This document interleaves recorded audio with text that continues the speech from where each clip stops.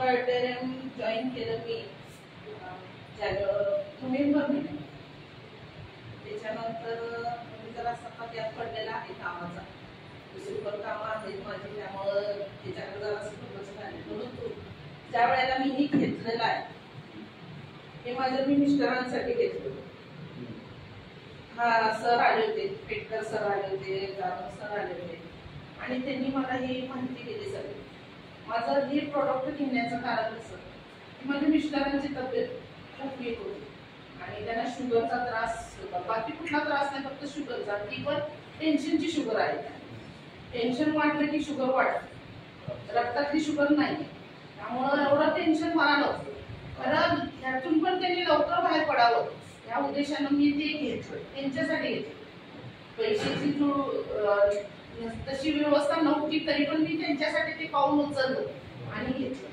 त्याच्यानंतर त्यांनी मला सांगितलं की ह्याच्यामध्ये तुम्ही चांगल्या पद्धतीने हे कव्हर तर होतीलच, परंतु ह्याच्यामध्ये इन्कम सुद्धा तुम्ही चांगल्या पद्धतीने कमवा. तुम्ही इतरांना सांगू शकता जे तुमच्याविषयी जे स्किल आहे बोलण्याचं.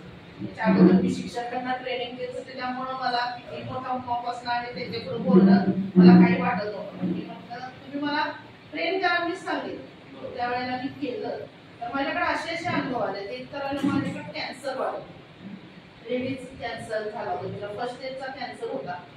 त्यांचे पुण्याला जाऊन ते काय म्हणतात केमोथेरपी केमो करत होते. त्यावेळेला त्यांना मी नेमून दिली. त्यांनी त्याचा वापर केला आणि म्हणजे केस खूप सगळीच केस गेलेली. मला फोटो दाखवली ना, ती मग आता एवढी कव्हर झाले त्यातून. म्हणजे डॉक्टरनी सांगितले की आता कॅन्सर पूर्णपणे बरा झालेला आहे आणि केस गेलेले पूर्णपणे टक्कल पडलेलं तिचं. आता केस एवढे केस आलेले आहेत. त्यामुळे मी त्याला परवा जाऊन घेतले. मी खूप खुश होते त्यांना बघून आणि मी रोज उठून पहिला त्यांची चौकशी करायची. कारण लेडीजना वाटतं की अरे लेडीज म्हणजे घरचा का नाही, त्यांनाच काय झालं तर सगळे ढासळून पडतात. तर म्हणून मग मी त्यांना खूप चौकशी केली. आपण एखाद्याला एक किट दिलं आणि आपलं काम संपलं नाही, त्याची चौकशी करणं गरजेचं आहे. तुम्ही हे वापरता का, वेळेवर पाणी पिता का, परिवाराचे सगळे पितात का, तुम्ही त्याचा रोज त्याच्यावर झोपता का, तुम्ही जो ब्रेसलेट आहे तो तुम्ही लावता का, बाहेर पडताना त्याचा वापर करता का.